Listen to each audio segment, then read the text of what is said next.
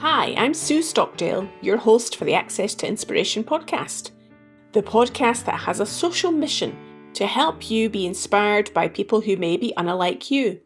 We hope their experiences and insights cause you to reflect on your own perspectives about the world and learn something new. You can find the transcription for this episode and all our other episodes over at our website, accesstoinspiration.org. Well, my guest on today's episode, number 83, is Brian Sachetta, who's the author of Get Out of Your Head, which is a brand and a book series helping people to overcome anxiety and depression. Now, whilst at college, Brian realised that his excessive rumination and anxiety was impacting his social life. And after 2 panic attacks, he realised he had to do something about this. Now, when I learned about Brian initially, I took a look at his website and thought I'd stumbled on a site for a heavy metal band. I mean, he takes a really interesting approach to providing strategies for overcoming anxiety. I hope you enjoy what he has to say. Welcome to the podcast, Brian. It's great to speak to you today. Hey, Sue. Thanks for having me. Great to be here. You describe yourself as an author, a blogger, and a software developer. And then there's this whole other interesting side that I'm fascinated to get into around mental health.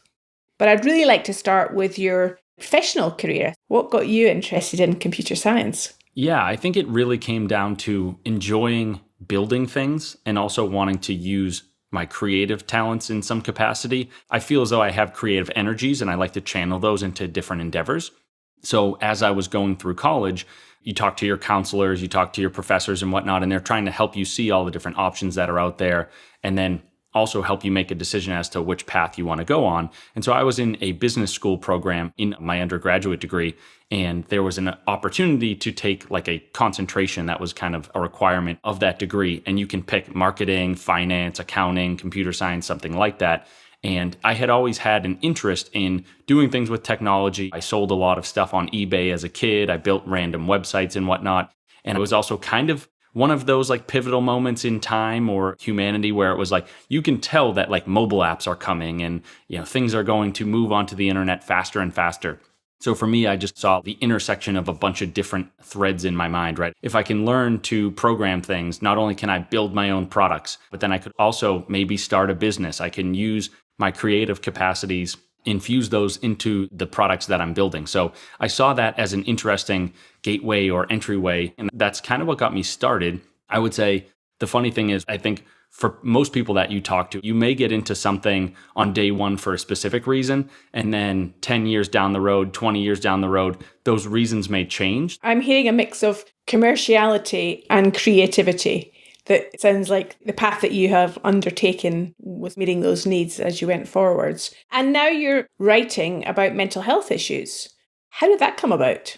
Yeah, so I will say that I'm still a full-time software developer. I do the writing on nights and weekends. And it wasn't necessarily like I'm on this path, I'm now hopping over to this path and going in a totally different direction. It was more in the process of living my life. I realized that I had been dealing with anxiety, depression, things like that. I would go on a date with a girl and say to myself, like, I am nervous. I am very nervous, something like that. Until you have enough of those experiences, it's hard for you to point at them and be like, this is quote unquote anxiety, right? This is quote unquote a panic attack. You just are 17 years old and you say to yourself, I feel uncomfortable in specific situations. After years of dealing with things, working with therapists, working with doctors, it's easier for you to make determinations about yourself. If a therapist says like this person has an anxiety disorder, we need time to let that play out. Like if somebody is nervous for one day, that is probably not a disorder, right? We need a pattern of behavior. So going back to the original question, it was really just me going ahead and living my life. And in the natural process of being employed and showing up to work year after year, whatever it was, dealing with different mental health issues and saying to myself, like, there is a lot more here that I need to work on, that I need to uncover. And then once I started working on those things, I felt as though I couldn't really turn back and just keep that information inside. I said to myself, I really feel like I've made a lot of progress. And I talked to a bunch of different people and tell them my story. And they're all like, that's pretty interesting. What are you going to do with that information? And so at a certain point, I said to myself, like, I have so many pages of notes, right? Like 50 pages, 100 pages in Microsoft Word. Why don't I distill this down into something? And so that was sort of the impetus for my first book. And as you're editing things, as you're putting things in, cutting things out. It was like, okay, maybe this specific topic doesn't fit into the narrative that I'm working on right now, but maybe that becomes a blog post down the road, something like that. As you're speaking, Brian, I'm noticing the effect that naming something, giving it a label or a title, seemed to have on you, where it was a series of unrelated but relevant experiences that you'd had and going on dates or whatever it was, and how you were feeling emotionally. When you gave it an umbrella title or label, that seemed to make a difference. Am I reading what you're saying correctly? Yeah, for sure. I think it's like, how do you know what you're dealing with until you're able to put a name on it, right? It's like, if you want a dog to come over to you, you need to, say, hey, Sparky, come over here, right? Rather than just whistle at it. So that was definitely important, almost monumental in my struggle, my battle, whatever it was. On the other hand, we do want to be careful with the labels and names that we associate with things. If somebody says, hey, I was nervous one time, we don't want to go ahead and say, I am an anxious person. I suffer from some sort of anxiety disorder. As much as it sounds a little crazy, it's like, in the world of mental health, things become self-fulfilling prophecies, where it's like, this is the lens through which I'm viewing my world, and that changes how I see things, that changes how I then interpret things, and then make sense of them, and then take action in the world. So it is important to label things. It was very important for me, but that was more a result of me having dealt with those things for a long time. So you've given us one example, Brian, of going out on a date as one experience you had that impacted you emotionally. It may be helpful for the listener to get a sense of what other types of experiences that you noticed that you felt that you could have handled differently or better. For sure. I do want to preface this by saying that everyone experiences anxiety differently. Everybody interprets it differently as well. And so some of the things that I talk about may not resonate with other folks, but these are just my experiences. For anxiety, when you live there long enough, you start to recognize the patterns. So for me, I would say the anxiety falls into two buckets. The first one would be social anxiety or anxiety of intimacy. The other would be anxiety around death and health and things like that. So I guess two quick examples is 2013, and I talk about this in my first book. I had made a reservation to go skydiving. I was so excited about it, right? Because it's like, oh, wow, that's so fun. Jump out of a plane. That's an exhilarating experience. And I think I probably booked it like a month in advance, and I was a little bit nervous about it. There's no doubt that I'm both excited and nervous. But as that reservation approached, like let's say 6 days in advance, 5 days in advance, whatever, I started to jump into my head and start to think about the specific details of the dive itself. And it wasn't helpful, but that's kind of what happens with anxiety in general. Our bodies go into a fight or flight state. Our minds are moving at 1,000,000 miles a second, and we're trying to rationalize our way out of the fear that we're feeling. So I'm sitting there in my bedroom. I'm not scared. Here I am, like on the edge of the plane. I'm about to jump out of it. I'm going to be safe. My parachute is going to deploy, yada, yada, yada. And then like the next thing I know, it's 2 hours later, and I've just chewed this thing over and over and over again, kind of gotten stuck on the process without making any progress. So that was an experience early on for me, where I was 23 at the time, I would say early-ish in my anxiety journey, or at least 5-6 years into it. And so for me, that specific experience was sort of a turning point. It really shed some light on the fact that I have these tendencies to chew things over, to ruminate. And that is not helpful. That only tends to magnify the fear that I'm feeling. It's like we think that we can solve the issues that are going on in our mind as it relates to anxiety. But one of the problems is that you can't really solve emotions. You can only let them flow through you. And so for me, that became a core part of like my journey as well as my story itself, being able to say, this was a point in time in which I realized I got to stop doing that. I'm not going to sit here and say that I magically changed everything at that moment, but it was still pivotal for me. I guess on the social side, I still get anxious when I go on dates, but the difference now is 10, 12 years into the journey, I have strategies for dealing with those things. I know at the very, very least, I have the capacity to talk to myself and say like, it is okay to experience what you are experiencing. Rather than saying, what is this? Oh my God, am I dying? Am I having a heart attack? Am I going to freak out? Am I going to not get the job? So the self-talk is really important as well. So in this awakening that you had when you began to discover ways to manage your mind, I can't help but think about the strength perhaps of your problem-solving capabilities in your day job. Were you aware that in coping with your mental health experiences that you were taking the same type of problem-solving approach to dealing with them? Yes, there were definitely times where throughout this journey, I would read a book, I would listen to something on tape, I would read a journal article, something like that. And that piece of content would have some sort of strategy and say like, when you're anxious, try this specific tactic. And I would then take that tactic to different events in my life, whether it was that job interview or going skydiving, and I would test it out. And I would try to say to myself, does this work for me? If it does, let's put it in this bucket over here. If it doesn't, let's forget about it. Let's move on. So there was definitely that aspect to it where it was like I was going out and A/B testing different strategies. And sometimes I think just by virtue of living your life and having enough experiences, the wisdom kind of like slowly seeps in even without you necessarily trying to find it. You used the word earlier on about pivotal moments or significant moments. Was there any one particular situation that you experienced that really changed how you were thinking? Yeah, I talk about this at the beginning of my first book. This really epitomized the beginning of my journey, which was I went off to college. It's my freshman year. I'm probably 2 weeks into it. I had met this girl that I liked, seemed like she liked me as well. And we had hung out a couple times. And so she had texted me, let's say a couple days after we had last hung out. I could tell that she was intoxicated. And I was like, oh, I'm kind of scared of intimacy. I haven't had that many close relationships. I'm sober. It's easy for me to be like, I've had a couple beers. Come over and let's have a good time. I don't have to think about this, right?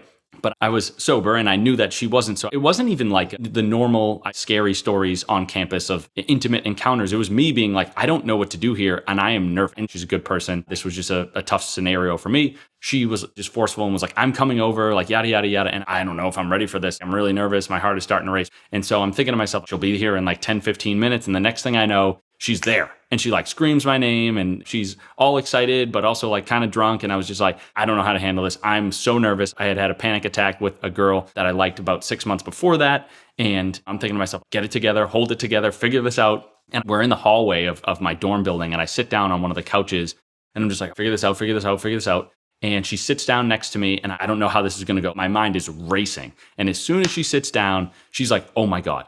What is happening? You are shaking. You're a freak, yada, yada, yada. Stands up, is screaming all these words at me. And I was still friends with her after the fact. She's a good person. But in that moment, it was just like, oh my God, this is worst case scenario, you know? And I'm not trying to say that this is like the worst thing to ever happen to somebody. It was just that when I was 18 years old, right? It was like, this was an important subject to me. And this was something that I hadn't dealt with before. So it was pivotal in the sense that I woke up the next day, realized that I had ashamed myself and sort of blown this moment, even though I didn't necessarily do anything wrong. I just wasn't prepared for it. And I woke up and I'm like, okay, that's now 2 panic attacks in front of girls that I like within the last 6 months. I need to do something about this. I cannot let anxiety or whatever I'm calling this thing continue to ruin my social life. And so I always say, if there were a movie created about my journey, it would probably open, the first scene or the first shot would be me at my desk that Saturday morning in a cold sweat, rampantly searching on Google, like, what was that? Nervous, whatever. And so that was a pivotal moment just in the sense that it made me say to myself, like, I can't keep running from this thing. I can't keep avoiding it. I can't keep hiding from it. I have to figure out what I'm dealing with and I have to try to make progress. Now, I will say that it was a long journey from there, but at the same time, that was the moment the journey begins.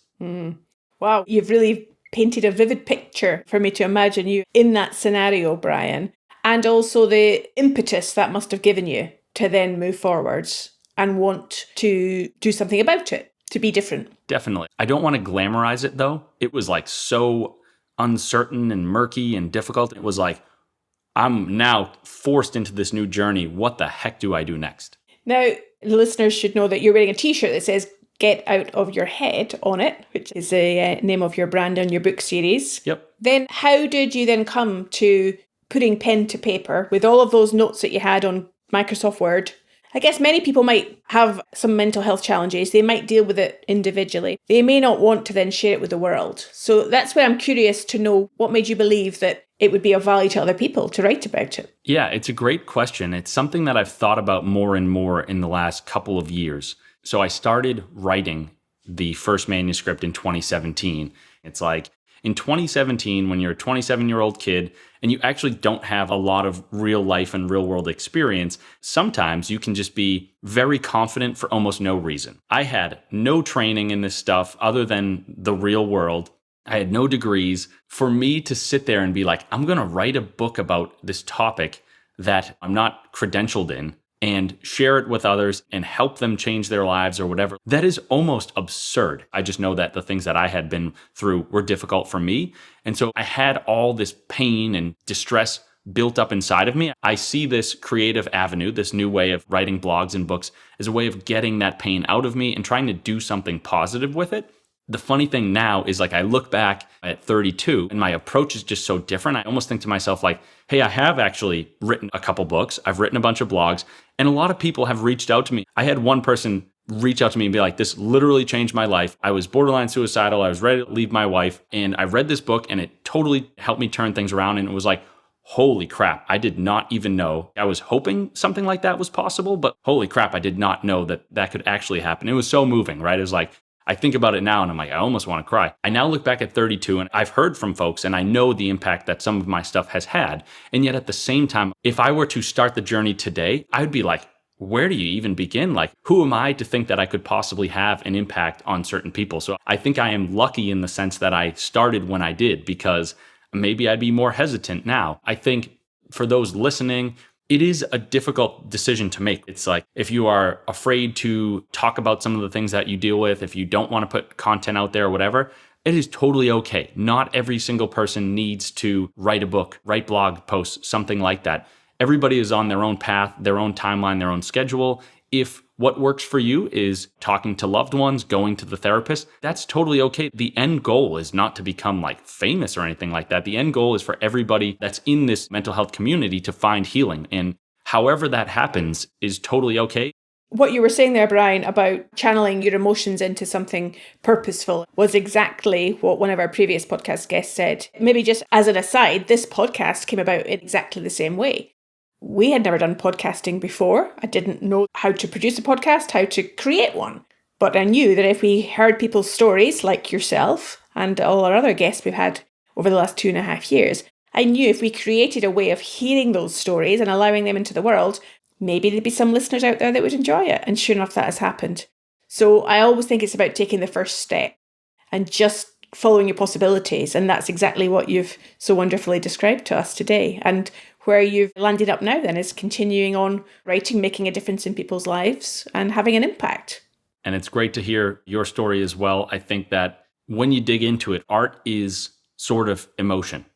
And I think the blessing and the curse is like with art, we can connect to other people and we can make an impact and we can share ourselves with the world. The curse is, depending on what the art is, it might take us a lot of pain and struggle and difficulty to get to that point or to want to create the art. Absolutely. Now, the brand that you have created, Brian, to me, there's a certain left brain logic to the brand. One of the phrases that sometimes gets used around mental health and dealing with emotions is pink and fluffy. And for the listener that wants to go and look at the website, will certainly get the experience that it's not the case. What came to my mind when I looked at it is a heavy metal band, a rock band. And there was an energy that came from your website that really did appeal to me, that was different from other things that I've come across in the mental health space. What was your thinking behind creating the image and the brand for all of the materials and information you're sharing? Definitely. And I'm glad that it resonated with you and you got that message. It's definitely what we were going for. It's just kind of interesting. It depends on the person. My brand is a little bit niche in the sense that not everybody wants to see a snarling snake in your face, right? And that's okay. I think when I sat down with my designer to create the brand, it was funny because I had actually already written my first book. And he was, if you want to turn this into a brand rather than like just a book, you need a cohesive brand identity, symbol, icon, logo, whatever it is. There's this great thought out process that a good designer will follow, but he's coming up with all these different ideas and trying to figure out what tone I had already conveyed in my first book with the writing itself. And so eventually, I'll fast forward, but he came up with what I call the snake brain logo. And he was saying, you have that punk rock metal energy where I'm trying to inspire people to go do interesting things, to fight their own demons, and also convey things in a way that is a little bit different. What my designer and I really kind of concluded was, in my books, I talk about the pain. I talk about the difficulty. I'm not smoothing things over and being everything's wonderful and happy and whatnot. I give space for the darkness. I give space for the difficulty. And so in the brand, we wanted to make space for that as well. So that's why it's a little bit of a darker theme, darker tones, and then also just the iconography of the snake itself. It's like combining all of those things, saying, let's bring in some sort of inspirational, let's go kind of message through that logo as well. Let's also bring in the sort of pain and difficulty aspect of it, things that I mentioned a moment ago. And then also there's a little bit deeper meaning of like, if you look at the logo, it's like, think about a snake. A snake coils around its prey. Our minds can do that to us. They can twist around us and make us feel as though we're trapped. And so when we combine the brain with the snake, like in this specific logo, that was one of the subliminal messages that we were putting across. Maybe somebody would pick up on that, maybe they wouldn't, but this serpent that is the face of the brand, that was intentional as well. So there's a lot of different messages there. And I think, again, it resonates with some folks more than others, but that's okay. That's what branding is, trying to attract a certain kind of person and persona. And hopefully, like, that person is going to match up with your messaging. And if the branding and the messaging or the content overlaps with one another, then we'll know that we've done a decent job. So if anybody was picking up one of your books or reading a bit of your blog content, how do you write about the strategies for dealing with emotional challenges? It's another good question. In the last couple of years, my writing has changed a little bit in the sense of it's kind of detailed, but you would pick up on it if you picked up the second book specifically, is like, rather than sometimes you might read a self-help book and it'll say, when you do this and you do that, you experience X. I actually have got in the habit of being like, when we do this and we do that, we feel this way. And that's super intentional because I've been through all this stuff before. I do that, right? But also it's wanting to create that sense of community, wanting to show the reader that I'm right there with them. I have been through this stuff before, and I probably will in the future. It was wanting to lend a hand and provide a sense of solidarity, being, I am right here with you. We're going to get through these difficult things together. Absolutely. And I'm still hearing this can-do sense of even how you talk about your experiences and what you hope to convey in the book. I don't want the emotion to overpower me. The antidote to this is to take some action. Definitely. And I think that's part of my own personal philosophy just in the process of living my life. There are times where depression may wash over you and make you feel as though things are hopeless. There is nothing you can do. There is no action that you can take to change your lot in life. I think I've been through that enough times to know that that conclusion or statement is not accurate. When I say the philosophical piece, it's like I'm trying to strike a good balance. We need to talk about that darkness. We need to talk about the difficulty. But at the same time, I'm not going to be one of those people who are like, hey, this is just who you are. Accept it. You're going to be anxious for your entire life. You're going to be depressed for your entire life. There's nothing you can do about it. I try to strike a good balance of the two things and say, look, you can do things to change your life, but those things are probably going to be difficult. But at the same time, come with me on this journey and let's see where we get. It's sort of a grounded, even-keeled approach. I know that it's possible because I have done it myself, and that's not a humble brag. It's just like trying to give listeners a little bit of hope. So throughout the writing, you'll pick up on that thread, me trying to, and obviously just even throughout this conversation, Sue, it's like you pick up on some of that positivity, but there is still, I wouldn't say negativity. It's just the allowance of the difficulty to be there and for us to figure that out in hopes of then continuing the journey. So there's no avoidance of the reality of a situation. That's exactly what it is. Yep. And if our listener then was experiencing some form of anxiety, depression, OCD, I know you're not here to be our doctor or our advisor. What would be one offer you would make to them or something to reflect on or consider as a result of listening to this podcast today? I think, and I could give one, but why don't I try to give two? Oh, go for it. I think the first one is, as the brand states, try to get out of your head. Your mind is not always your friend. When you're chewing things over and worrying about certain subjects and ruminating on negativity and frustration and whatnot, there is no end to that. There's no like, eventually I break through and I'm on the other side now. The reason why the name of my brand is called Get Out of Your Head is because you have to put those feelings and thoughts and ruminations down and go move on a different path. A couple ways that we can do that is like getting back into our bodies. So whether that's through deep breathing, like sitting down for a minute and doing some sort of box breathing pattern where it's like breathe in for 4 seconds, hold for 4 seconds, breathe out for 4 seconds, or simply going for a walk.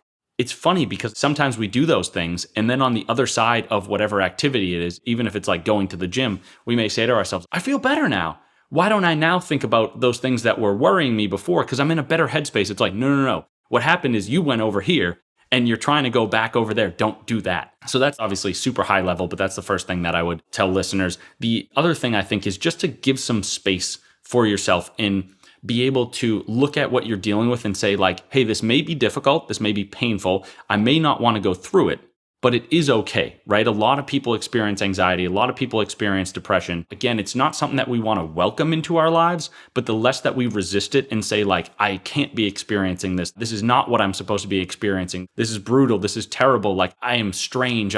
Something is wrong with me. The more that we hold on to those kinds of beliefs, the more we perpetuate what we're feeling in our minds. So I'd say those are two key takeaways, even though they are high level, to pull from this podcast. As I'm listening to you there, Brian, I'm just wondering if that's what you would say to the Brian that sat on that sofa with the shaking and coming out in a cold sweat all those years ago.